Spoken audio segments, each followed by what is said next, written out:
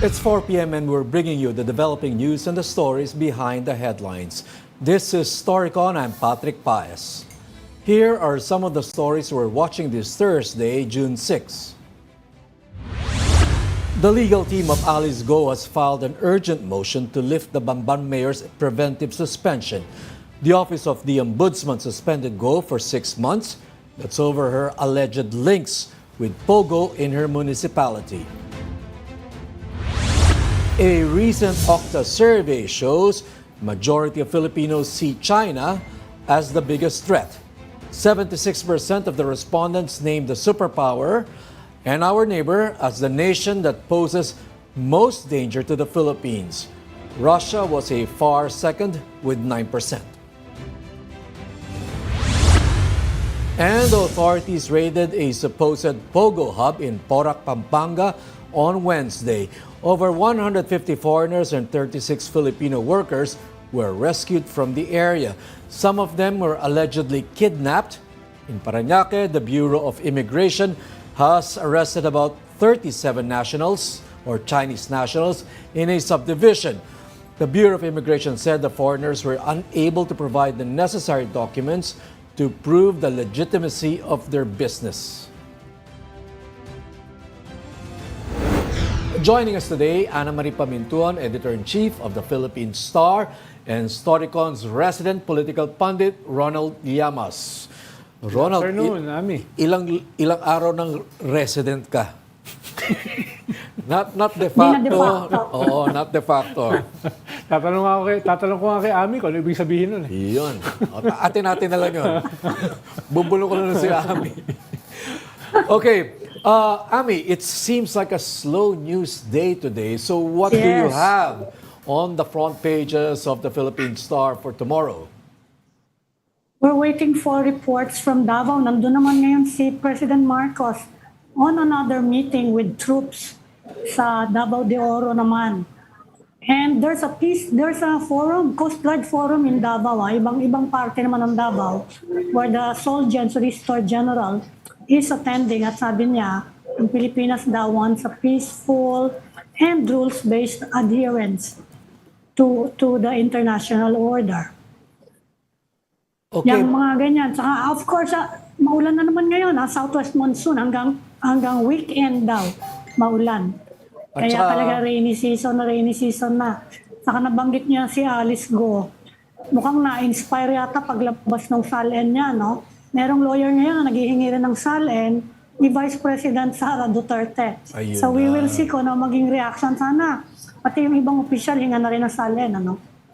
I know, Ami, there was also this story that we monitored about the Philippine Coast Guard requesting the United States Coast Guard for the joint patrols in the West Philippine Sea. I wonder if you have the same story, if you've come across the same story. We're still waiting for reports from the Coast Guard. Pero sa ngayon, merong report din, additional dun sa Ayungin, na the China Coast Guard daw also tried to prevent our troops from evacuating a soldier who was injured dun sa may Ayungin. So yung mga details niyan, we're still waiting for it this afternoon. So, last year, lumabas na yung issue na yan, ng joint patrol. Yeah. Tinanggihan niya lang Coast Guard at Navy. Sabi nila, which Coast Guard? Our Coast Guard? Our Coast Guard. Sabi nila na kaya na namin on our own. No? So there was an offer from the United States Coast Guard. Yes. But what we're hearing this time is that there's a Ngayon, request or there's a request from the Philippine Coast Guard. Anong ramifications yan, Ronald? My first question is the United States Coast Guard allowed or permitted to patrol outside its territorial waters? Hindi ko alam yung rules ng US Coast Guard. No? Pero tingin ko ay may opening dyan at this point. Hindi lamang dahil sa may mga joint balikatan tayo. Hindi lamang dun sa tensions with China. Tingin ko ay ginagawa nila yan pati sa mga ibang mga Pacific Islands. Okay. Tumutulong sila. Fiji, I guess Marshall Islands. No? I guess what applies here in this situation would be freedom of navigation. Yes. Diba? Those international waters are open to to all ships of all flags, right? Except that yung ano na yan, yung territory na yan, territorial waters ng China. That's what they're Yun yung claim ng China. nila. Yun. Oho. Okay. Abangan natin ngayon yan. Pero hindi ba, Ronald, kapag ganyan, kapag pumasok yung superpower, mawawala yung advantage natin na sinasabi nga nila, in this asymmetrical confrontation, David versus Goliath, mawawala yung ganong advantage natin. Kasi magiging head-to-head na yung palakihan na yun ng barko. Yes, kaya depende rin kung ano kasi yung klase ng tulong. Iba kasi kung ang tutulong dyan ay US Navy, no? At iba rin kung Coast Guard to Coast Guard. It's basically civilian, no? Unlike yung Chinese Coast Guard na under the military. Kaya depende na yan kung paano yan i-spin ng mga Philippine Star. Okay, Ronald, Yan yung gray zone nila. Siguro tanungin natin yung guest natin. Yes, okay. Yeah. We have today as our resource, former Supreme Court Senior Justice Antonio Carpio. Pleasure to have you over here at Storycon. Justice Carpio. Good afternoon. Good afternoon, Justice. Good afternoon, Ami. Good afternoon, Patrick. Good afternoon, Ronald. Oh, maybe the Justice knows. Justice, what are the legal ramifications of the U.S. Coast Guard patrolling the West Philippine Sea? Are there any? Well, in our exclusive economic zone, in any exclusive economic zone, there's freedom of navigation and overflight. So any Coast Guard of any country can sail through the exclusive economic zone. But in this case, if the U.S. and other like-minded states will sail in the South China Sea or even just in the West Philippine Sea, that has a great significance because what China is saying, everything within the 10-dash line is national territory of China. So if it's national territory of China, then before you can enter that the 10-dash line, you have to ask the permission of China, which is actually the regulation now of China.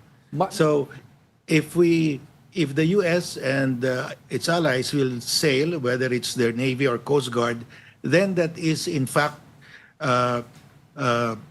telling China, no, you are wrong. This is not your national territory. This is not your territorial waters. These are the exclusive economic zone of coastal countries like the Philippines.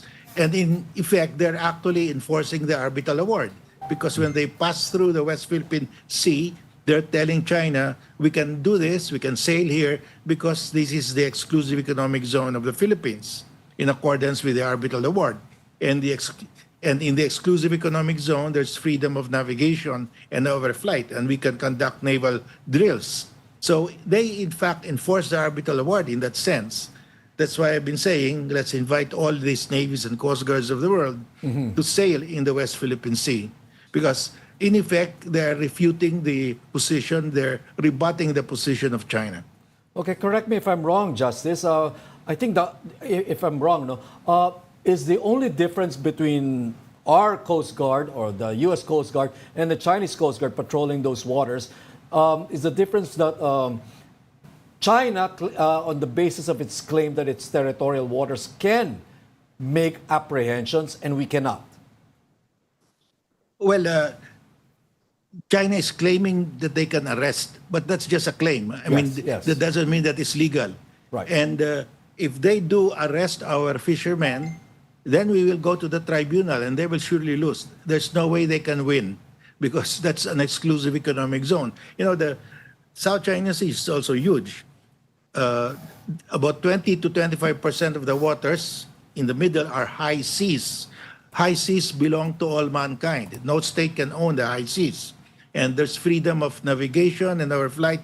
There's even freedom of fishing for all coastal and landlocked states. So even people from Nepal theoretically can fish in the high seas of the South China Sea. In other words, it's part of the global commons. What China is saying, that those global commons belong to China. So it's a grand theft of the global commons by China. So the antidote to this is to ask the rest of the world to sail in the South China Sea. Just so they are actually voting on their feet or voting with their sails when they sail in the South China Sea. With this joint patrols between our Coast Guard and the U.S. Coast Guard, di ba, Justice, mapipigilan yung threat ng China na manghuli ng mga Pilipino trespassers sa kanilang territorial waters, halimbawa sa Ayungin? Kung sakaling mangyari ito, ibig sabihin yung kanilang threat last month will just be an empty threat. Ibig sabihin, mapapahiya sila. So, will they do everything para ma-implement yung threat? Para maipakita that they can enforce it? Dahil kung hindi nila ma-enforce, magmumukha silang kahihaya. That's it. That's why I said it's an overreach. And lately, the Chinese announced that we don't have to worry because they will not arrest our fishermen. They walk back, actually, because they know it cannot be implemented. And if they implement it, they will have to implement it against everyone. No? And they have to arrest the fishermen not only from the Philippines, but from Vietnam, Malaysia, and Indonesia, and even Brunei, if there are people from Brunei who still fish. No? But it's something that definitely China cannot enforce.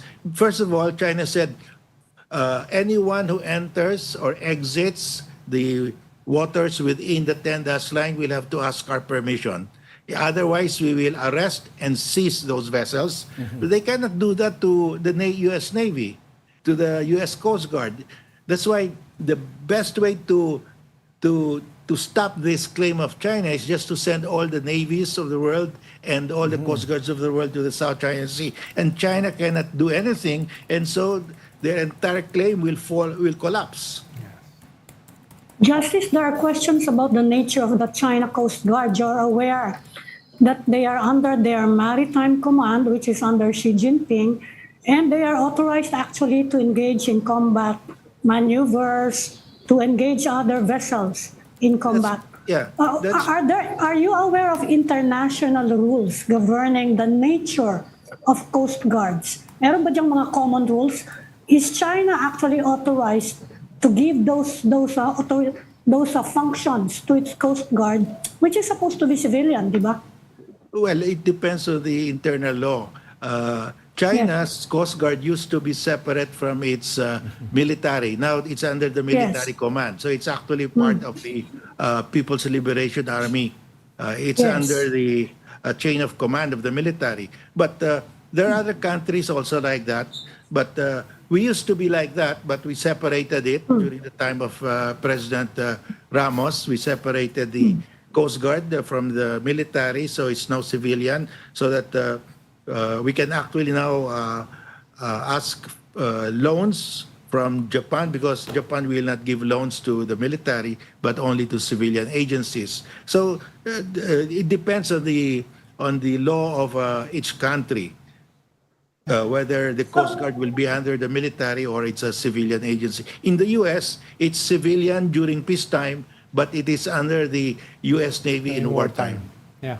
So it's possible for us actually to go back to the former functions of the Coast Guard before Fidel Ramos's time, meaning pwede siyang similar to the China Coast Guard na merong ganyan, law enforcement functions. They call it law enforcement actually. Yeah, it can be done, but we've decided that we can keep it civilian in character so that it can receive foreign aid and foreign loans. Yeah. Justice, on a different note, yung government natin ay nagsasabi na naghahanda silang mag-file ng case again sa UNCLOS against China based on environmental grounds. Di ba mas mahirap ito kaysa dun sa final natin sa UNCLOS na magkasama tayo sa Den Haag nung ating sinampa sa UNCLOS. Pero di ba mas simple yung kaso na yon kaysa dito sa environmental case, dahil kinakailangan mo ng maraming scientific basis para ipakita na talagang wasak yung environment sa ating EEZ, na kinakailangan ng mas maraming research. Anong tingin nyo dito sa planong ito? Well, actually, the first arbitration, in a way, simple and yet complex party also, kasi you have to divide it in two parts. The first part was whether the 9-dash line was compatible, was legal under UNCLOS. Madali lang yan because that's just a purely legal issue, no? Yeah. So the other one, we also said that China destroyed the marine environment, and we had to present marine scientific studies. There has to be an assessment by marine scientists that there was actually damage to the marine ecosystem. And we commissioned foreign marine biologists to do this. And that is the number one condition. If we want to file an environmental case against China, we have to get at least one, I recommend two, marine scientific studies, one by foreign experts and another by our local experts, so that they will say that the damage was done by men. It's a man-made damage and not by a typhoon or a storm, because, of course, it has to be an assessment because we don't know what happened. There's no eyewitness, no? We don't have a video footage of the destruction. So it will have to be the marine biologists who will examine and investigate whether this was the destruction of the coral reefs was caused by a typhoon, no? Or not, or by humans. So that is the essential thing. Before we file, we must have this. If we don't have it, then let's not file. Yeah. That's what I recommend to the government. Get a marine scientific assessment, because we did that in the first arbitration. Yeah. Justice, just to refresh everyone's memory, I remember nag-file na ng environmental case si former Foreign Secretary Albert Del Rosario together with Conchita Carpio Morales. It was an environmental case against China, but they specifically named Xi Jinping, right? Could you just refresh us kung ano na yung nangyari doon? I remember mukhang na-dismiss, di ba? Kung sakali magpa-file tayo, what should we do differently? Well, that was not an environmental case because that was with the ICC, International Criminal Court. The environmental case, you have to file it with UNCLOS, with an UNCLOS tribunal. Yes. So it's a separate body. So that one was a crime against humanity. Yes. Because they destroyed the source of food of a large group of people. Union basis, Yes. because you destroy the marine environment, then you destroy the livelihood and source of food of people. That is a crime against humanity. But dito sa atin, when you actually destroy the marine environment, that is a crime in itself, no? Under UNCLOS, that's a violation of UNCLOS. It may or may not be a crime, but it's a violation of UNCLOS. Okay, Justice Carpio, I wonder if you monitored in the President's speech at the Shangri-La Dialogue, there was a mention of the Paris Treaty. I understand from Ronald here, it was the first time that a Philippine president has ever mentioned the Paris Treaty in the context of our claims in the West Philippine Sea. Justice, can you tell us what the significance of this is? What utility does it have in our claims? That's very significant. It's one of the most significant events that really happened lately, because if you look at our history, if you look at the PhilJa Journal, the Philippine journal, the Journal of the Philippine Judicial Academy, there's an article there by former Solicitor General Estelito Mendoza. And he said that the Philippines never had sovereignty over the KIG, over the Spratlys, until 1978, when President Marcos issued PD 5096, creating the Calayan Island Group. So he said, our territory is limited to the islands within the Treaty of Paris lines. That was what Estelito Mendoza said, that we never owned through the centuries the Spratlys. It was only in 1978 that we claimed it under PD 5096. 78 is rather late, where you're a Johnny come lately if you base your claim starting 1978. So that's Estelito Mendoza. And then you have Father Bernas, the Dean of the Ateneo Law School, who said that Philippine territory is limited to the islands within the treaty lines. If we have to claim the Spratlys, we must use other principles of international law, not treaty law. It cannot be based on a treaty because the Treaty of Paris limited the territory ceded by Spain to the U.S. to the islands within the treaty lines. Archipelago. And Scarborough Shoal and the Spratlys are outside the treaty lines. And you have, if you go to YouTube now, you'll see Senator Enrile saying, wag na natin pag-usapan yung Scarborough. Hindi sa atin yan, squatter lang tayo dyan. That's outside the Treaty of Paris lines. That's not our territory. So, all of these narratives by these legal luminaries convinced China that Scarborough Shoal and the Spratlys are outside Philippine territory. And that's why when Foreign Minister Wang Yi in 2016, February 2016, before the arbitral award was issued, he spoke at the CSIS, that's the leading think tank in Washington, before diplomats from all over the world.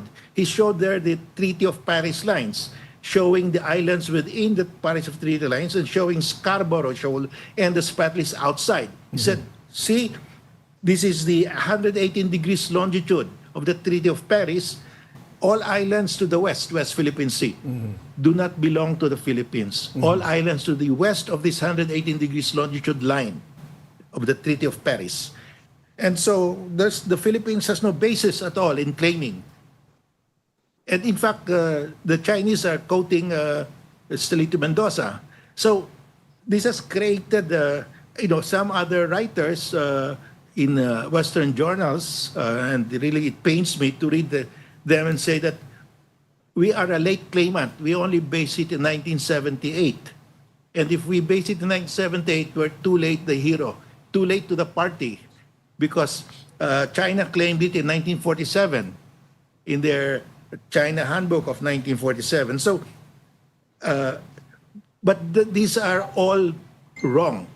Okay. This narrative, if I may, as stated by Estelito Mendoza, Dean Bernas, and Senator Enrile, are factually, legally, historically false. okay. Why? So, Justice, then it begs the question: why was it included? Why was it mentioned in the speech by the president? Because when at the Shangri-La after signing the Treaty of Paris, so the Americans came here, and the Spanish garrisons in Cagayan de Sulu, Cebuto, Mapun Island refused to vacate. They said, if you look at the Treaty of Paris lines, we are outside the Treaty of Paris lines because there was a mistake. In the Treaty of Paris, there were fixed coordinates, longitude, latitude of all the lines. So they drew the lines, and there were certain islands like in Cagayan de Sulu and Cebuto outside the line. So the Spanish garrison there refused to move.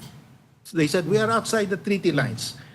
So the Americans went back to the Spaniards, said, look, our intention was the entire Philippine archipelago should be ceded to the U.S. So let's clarify, sign a treaty again to clarify. Washington. The Spaniards refused.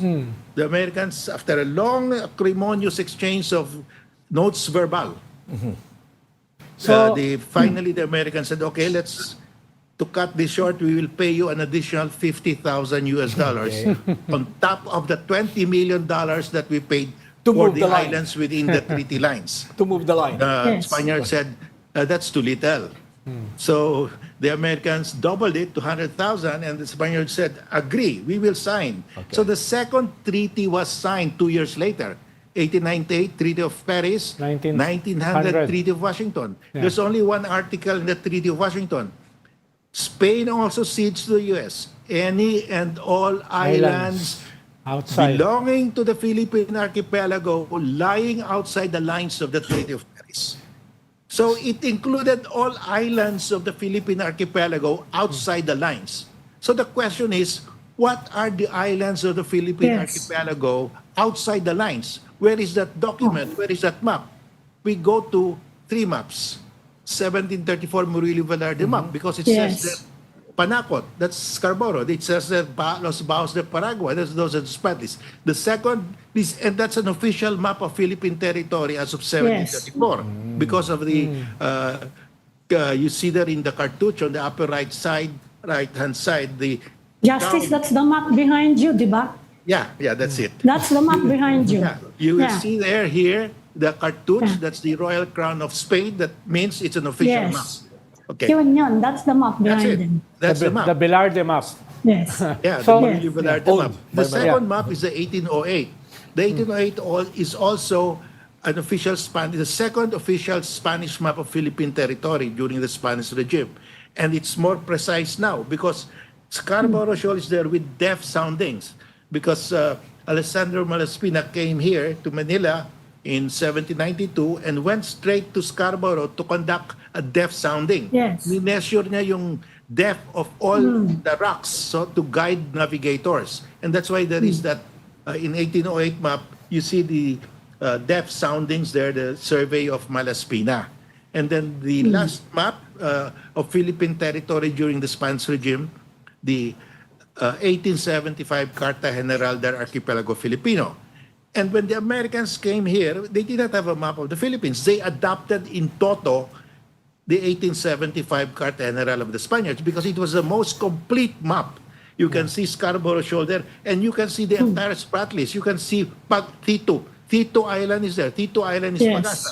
You can see Pagasa. Ituaba. Ituaba is there. Everything, and with depth soundings. So, With depth measurements of the depth around the islands to guide navigators. So this is really the complete map of Philippine territory. When you ask the question, what are the islands of the Philippine archipelago outside the lines of the Treaty of Paris? This is the map. Okay? So- And in the Islas Palmas case, that's the famous case between the Netherlands and the U.S. over the island of Palmas off the coast of Mindanao in the Philippine Sea, because the Spaniards discovered the island and put it in the 1875 map. But the Spaniards never returned to the island. It was the Dutch East India Company that went there and signed a treaty with the locals. There were about 700 people living there. So the Datu, the local chieftain, pledged allegiance to the Netherlands. And so two countries claim now the Islas Palmas, and they submitted it to arbitration by Max Huber, a very famous case. This is a very famous international law case. And Max Huber said, discovery alone is not sufficient. You have to continuously display peaceful sovereignty over the territory to complete your title. And it was the Dutch that did that. So Max Huber awarded Islas Palmas to the Dutch, and it's now part of Indonesia. yeah. But So, in that case, the Americans, to prove that Islas Palmas is part of the Philippines, submitted the 1875 map. 1875 map. And in their memorandum submitted to the judge, to Max Huber, they said, this 1875 map is an official map of Philippine territory during the Spanish regime and now during the American regime. So there you are. That's why this map is very important, because the Americans and the Spaniards said this is the map of Philippine territory. That was the subject of the Treaty of Washington. And the Okay. Treaty of Washington, there's a phrase there, and this cession of these islands outside the treaty lines retroact in cession, in ownership, up to the date of the Treaty of Paris. So when you look at the Treaty of Paris, you have to think that there are islands outside also. Because the Treaty of Washington said that this cession in 1900 of the islands outside the treaty lines are deemed incorporated into the Treaty of Paris. yeah. Okay, Ron. So that's that why, is, but of course, that's not the narrative that our Yes. legal luminaries have been saying all along. Yeah. And the Chinese have Use that. Have used that. followed our legal luminaries that Yeah. the Philippine territory is limited to the islands within the treaty lines. That's why when President Marcos Jr., for the first time in Philippine history, said that the Philippine territory is regulated by the Treaty of Paris as that was amplified, clarified, and amended by the Treaty of Washington. Yeah. So nabuo na for the first time. Yeah. This clarifies to the whole world, and that is factually, legally, and historically correct. That is our narrative. That is the correct story of the Philippines. So, Justice, you would say that very important detail was probably the biggest thing that to come out of the president's speech in Shangri-La Dialogue. Yes, In in my relation- view, in relation, that was Justice, sa the tanong ni watershed Patrick, moment where he clarified Philippine territory that's directly directed at China. Yeah. So Should we Justice, still in relation amplify dun it, sa Justice? in relation The sa funny tanong ni thing is Patrick, this. the In the president, arbitration at The Hague, yeah. China said, we are not participating, but this is our position. Philippine territory is regulated by 3 treaties, as stated in the 1935 Philippine Constitution, Treaty of Paris, Treaty of Washington, and the treaty with the British demarcating our Yes. boundary in southern Philippines, between southern Philippines and British North Borneo. They mentioned the Treaty of Washington. So they're bound by the Treaty of Washington. They said Philippine territory is also regulated by the Treaty of Washington, but they didn't read the text of the Treaty of Washington. So they said Philippine territory is regulated by 3 treaties, Treaty of Paris, Treaty of Washington, and Treaty with the British, and all these islands can only be found within the treaty lines. Yeah. They misread or did not read. They were misled by our legal luminaries. And that position paper under the law, that is a judicial admission, the highest form of admission. So they admit that our territory is regulated also by the Treaty of Washington, and that binds them. So, Justice, in relation sa tanong ni Patrick, the President, in his keynote speech sa Shangri-La Forum, listened more to your framework than to the framework of his chief legal advisor, Secretary Enrile. No? Wala namang laban. Talagang mali naman yung kwento nila. You're putting the justice on a spot. Talagang mali Yun naman. yun naman talaga nangyari. Klaro naman eh. Yun naman talaga Kaya nangyari. but our problem is, even our own historians forgot about the Treaty of Washington.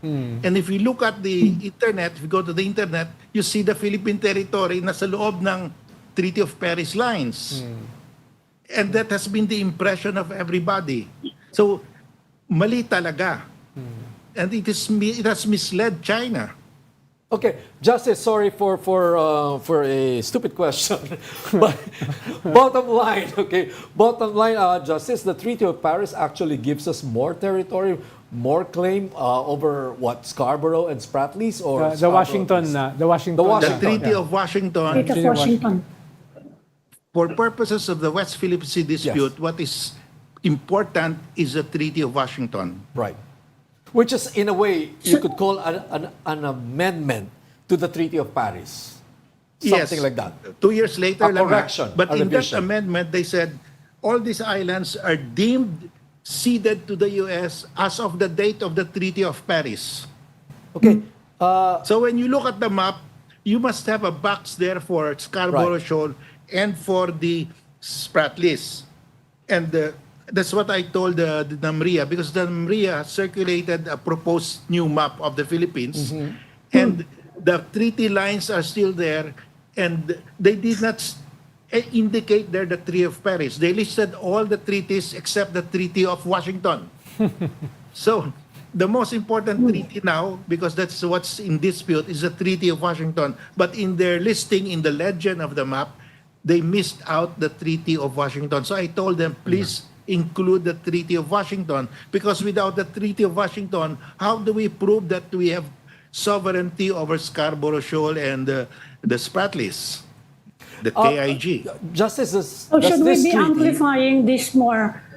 For Yes. example, the DFA, the missions of the Philippines all over the world, should they be amplifying this detail na Yes. ngayon lang na-highlight? Yeah, that's why this is very important. This speech of the president saying that Philippine territory is determined, laid down in the Treaty of Paris as amplified, as amended by the Treaty of Washington. That should be the marching order now. This is the first time there is such a declaration by the president. Yes. The president is the chief architect of foreign policy. This involves foreign policy now. So all our embassies, consulates should echo this now. This should be our narrative. Okay. It's like throwing a monkey wrench on the whole Yeah. West Philippine Sea discussion Yeah. now, no? So I guess this bit of news delights you, former Justice, Justice Carpio. Yeah, music to my good news. ears. But I wonder, Justice, whether a treaty between two countries, no, the United States and Spain, can it hold other countries like China, for example? Yes, because there is this principle in international law, uti possidetis juris. As you possess under the law, stay there. If you look at the map of Africa and South America, you will see that the boundaries are drawn in straight lines of these countries. And one tribe may straddle both sides of the boundary. Now, if you allow them to fight, to redraw their boundary, there will be perpetual boundary wars. So international law developed this doctrine that those boundaries established by the colonial powers for their colonies as they became independent are sacrosanct. They must be respected by all states. That applies to all states. So the colonial powers established our boundary. The Treaty of Paris was established by two colonial powers, Spain and the U.S. The Treaty of Washington by Spain and the U.S., two colonial powers. And the treaty with the British by two colonial powers, UK and the US. So this is covered by the uti possidetis juris principle. All states are bound because the policy of international law is to preserve peace and stability. The boundary wars are the most dangerous wars because that's perpetual. So they said nobody will ask for unless both sides agree, you cannot change your boundary. That's the uti possidetis juris principle. And Malaysia is bound because Malaysia just inherited Sabah, North Borneo from the British. The US is bound because it was a party to the treaty. And China is bound because China submitted this judicial admission to the Hague Arbitral Tribunal. China submitted an official document saying that Philippine territory is governed also by the Treaty of Washington. It's bound. That's the highest form of admission. A judicial admission is the highest form of admission under the law. So China is bound, Malaysia is bound, the US is bound, Spain is bound, UK is bound. Justice, can China withdraw that submission? Wala na. We Baka already sabihin niya accepted it. Balitodo. And it's not Balitodo. only Hindi pwede. you go to the Chinese embassy website here, Yes. the Philippines, you will see the same statement. Philippine territory is governed by three treaties. They cite our Yes. 1935 Constitution. It says that, three treaties. You go to the Chinese Ministry of Foreign Affairs website, the same. They also state there, Philippine territory is governed by the three treaties. So they in fact reinforce our claim without knowing it, because they did not read anymore the text of the treaty because they relied on our legal luminaries. They relied on Stelito Mendoza, Father Bernas, and Enrile. So they said, oh, these are the legal luminaries of the Philippines. Their territory is limited to the treaty lines. Scarborough Shoal and the Spratlys are outside. We're done. Anong possible Go to their counter-narrative website, nila it's there. dyan? Ha? Justice, anong possible counter-narrative ng China dyan? Because they Wala. are saying, they are claiming historical rights to almost the entire South China Sea. What might they be able to present to the No. world na, ay mali yan? Under international law, you cannot claim historical rights. Wala na yan. Pag historical rights, Mongolia should claim the entire China because the Mongols invaded, ruled China for 99 years. Or And Rome. Italy now will claim entire Europe. Or Greece. Or even Spain and Portugal will claim each half of the world. So, tapos na yan eh. Because the rule now is under the decolonization process of the Yeah. United Nations, it's now the will of the people. If you are a former colony of the colonial powers, you have a right to self-determination. Ngayon, the principle now is right to self-determination. Okay. Kaya in the Sabah dispute, we asked the UN to conduct a referendum. And the referendum was in fact conducted, and they favored to join Malaysia. But we said Malaysia. there was no free, there was no education, there was no campaign. Yun ang ating sinasabi. But the principle is self-determination now. Wala na yung historical. Kasi pag historical, the entire Europe will belong to Italy. Okay. Okay. Justice Antonio Carpio, thank you for joining the Story Conference. Thank Thank you, you, Justice. Justice. Very enlightening. Thank you, Ami. Thank you, Patrick. Thank you, Ronald. And thank you for this opportunity to explain this very important. Yes. That is for me, Yeah. that is the highlight of the speech of the president. That's why I said music to my ears. Yeah. Hindi music kaya Secretary Enrile. Okay.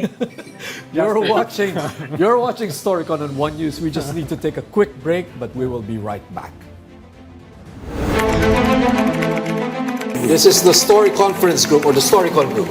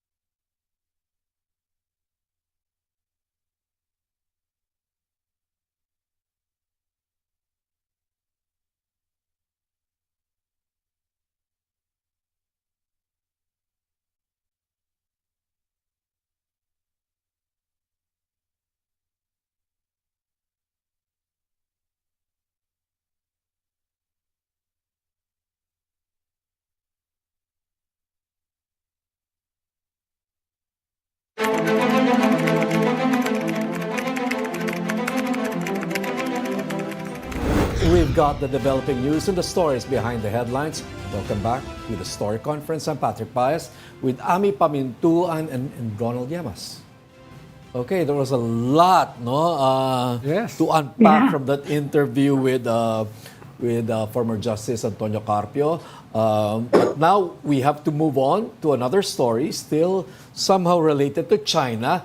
Joining us is Senator Sherwin Gatchalian. Senator, welcome to the Storycon. Good afternoon, Patrick, Ronald, and Ami. Good afternoon to you. Good Good afternoon, afternoon, Senator. Senator. Okay, Ronald, Ami, Yeah. you want to throw the first question? Yes, Senator, there's a proposal now. I think more senators have joined the proposal of Senator Ontiveros to declare POGOs as a threat to national security. Can you expound more on this proposal? You're asking the president already to declare POGOs a threat to national security. Yes, Pwede na because bang- the president is the chairman of the National Security Council.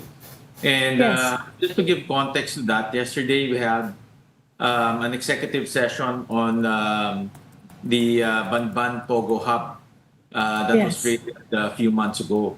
And not to divulge any of the details, but just broad strokes. The security agencies as well as the intelligence agencies reported that POGOs have already managed to increase their influence to different personalities and groups, particularly political personalities, enforcement groups and enforcement agencies, as well as local criminal syndicates. If we remember, POGOs are run by foreign criminal syndicates, and based on their intelligence, they are now aligning themselves with also with local criminal syndicates. We still have local criminal syndicates such as drug syndicates, kidnap for ransom, and they're now aligning themselves together. And because of that, because of the big money flows that is coming from outside of the Philippines, they are using that large sum of money to increase their influence to different groups, and that can also cascade to political influence as well as geopolitical influence.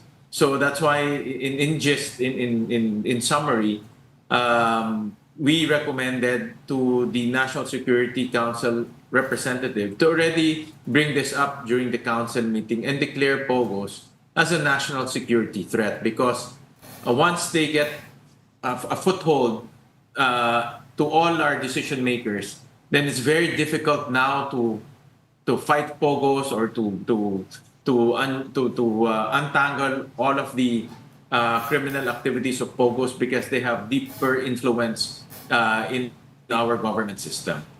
Senator, Any, will that any happen? indication on whether the president is amenable to this proposal? Well, the discussion was only yesterday, but we sounded we made it very clear. The senators made it very clear to the NSC to take this up and discuss this extensively. This information didn't come from us, senators. This information came from the executive side, particularly the intelligence instrumentalities of government. So they can call them, they can ask for a briefing, and these guys will tell them exactly what they've seen and exactly what Pogos can do to our country in terms of influence and damage. Senator, we're going to have a midterm election in a few months. The filing will happen in 4 months. Ito bang proposal nyo ay pwedeng mangyari before the midterm election to declare Pogo as a national security threat and to provide laws to make it implementable? Dahil kung batay sa mga sinasabi nyo, kung hindi ito mangyayari before the midterms, yung midterms can be shaped by Pogo politics. Dahil with the huge billions of earnings ng mga Pogos, it can shape yung contours ng next election. So mahalaga na ito ay ma-implement before the election. You're absolutely correct, Ronald. In fact, yesterday, in our discussion, and I've raised this many times, no? The Pogo hub in Banban is no small development. We asked professional engineers to survey the place and to run a costing of the place. And 6.1 billion pesos was plowed in to build that Pogo hub in Banban. That's a 10-hectare property. There's a shopping mall. There's condominiums.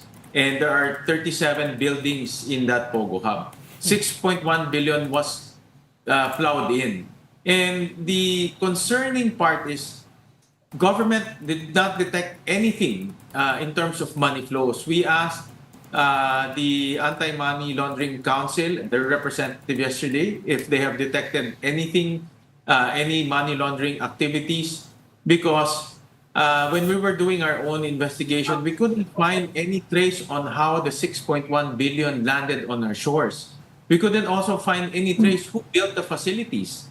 And we were very disappointed with the answers of the Anti-Money Laundering Council, because first of all, they couldn't trace where the money, how the money came in, and they couldn't also trace who the money, who received the money and dispensed the money during the construction stage.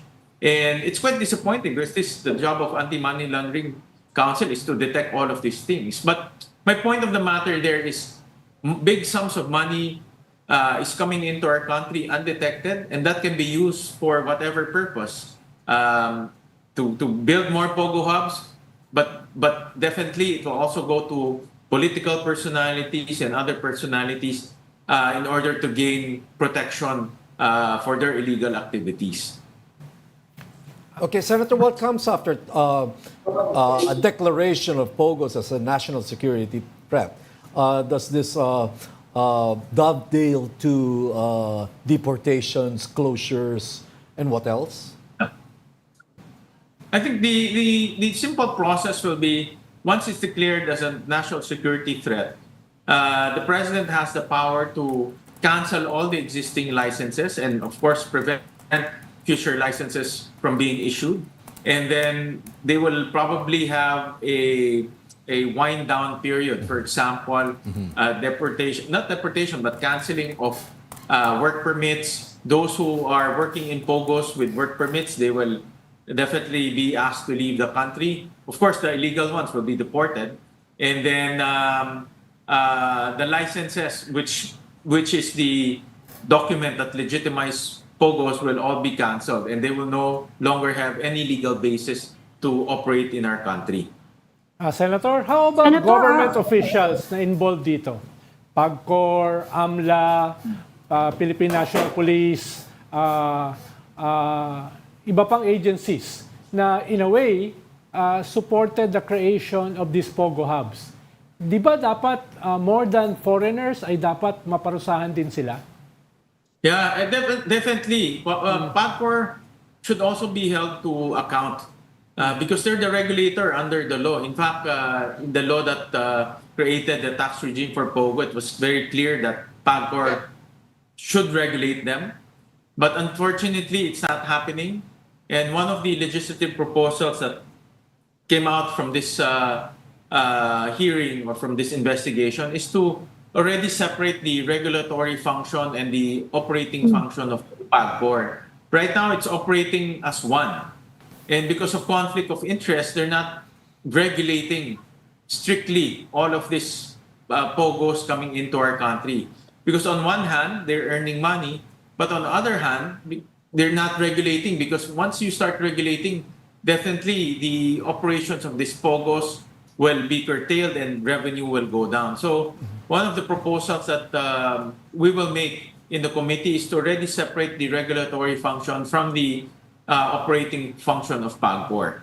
But for this particular case, Ronald, they should be held to account because in the hearing, it came out that they have people in Banban 24/7, and yet almost 800 personnel there didn't have the proper PAGCOR licenses to operate in POGO facilities. Kanya nga, Senator, madali namang ma-identify. Sino yung mga BI na nagbigay ng permiso sa pagpasok nitong mga Chinese nationals na to? Sino sa PAGCOR yung nagbigay ng permit? Sino sa Philippine National Police yung nagagwardya dito sa mga Pogo hubs na ito, na sigurado ko meron. So, pwede namang ma-identify na yan immediately. Hindi kinakailangan ng mahabang panahon. Pero parang wala pang lumalabas na mga pangalan. Yeah, tama ka doon. That will be our focus in the next hearing. Accountability from PAGCOR and itong mga personalities. During the first hearing, hiningi namin yun, no? And to give us all the names that were involved. Because PAGCOR is the regulator. Dapat alam mo lahat ang nangyayari. Especially if you have people there 24/7. Dapat alam mo lahat because they have the power to inspect, they have the power to look at the computers, they have their responsibility is to make sure they have proper licenses. But that didn't happen with this Pogo hub in Banban. And the other Pogo hubs that were raided, we found the same leniency or totally no regulation whatsoever in this with all of these Pogo companies, and because of that, itong mga Pogo companies were left to do their own, and a lot of them just use the license as a front, and behind it are all these scamming activities that they are perpetuating. Ami? Senator, are you pushing for a ban on POGOs or on offshore gaming? Kasi I understand PAGCOR is developing its own offshore gaming scheme, hindi ba? I mean, parang in my analysis, you cannot separate both, because the offshore gaming, the IGL, they call it, no, the internet gaming, are the same operators as POGOs. It's one the same, no? They just change name, but the operators are still the same, and the people who are applying the IGL licenses are also the same. So it's very difficult to operate it by to separate it by mere changing of the names. So, it's really a regulatory problem. And in my opinion, it's a regulatory failure, and maybe to a large extent a regulatory capture because of that conflict of interest. So you will be pushing also for the shutdown of those ITLs? Yes. Ay, inumpisahan na, di ba? Yeah, my call is to completely ban POGOs in our country because the nature of POGO by itself is illegal in a sense that a lot of most of the operators and investors in that POGOs come from criminal syndicates. And we have documents to prove that. The intelligence agencies have documents to prove that. That even though you call them legitimate, but the stakeholders or the incorporators all come from shady backgrounds. Okay, Senator Wing Gatchalian, thank you for joining the Storycon. Thank you. Thank you. Maraming Thank salamat, you, Senator. Okay, thank you also, Ami Pamintuan, Editor-in-Chief of the Philippine Star, and Ronald Llamas, a resident political pundit. Thank you for joining the Storycon. Join us again tomorrow at 4 p.m. For the Storycon, I'm Patrick Paez. We are One News, all sides, all the time. This is the Story Conference Group or the Storycon Group.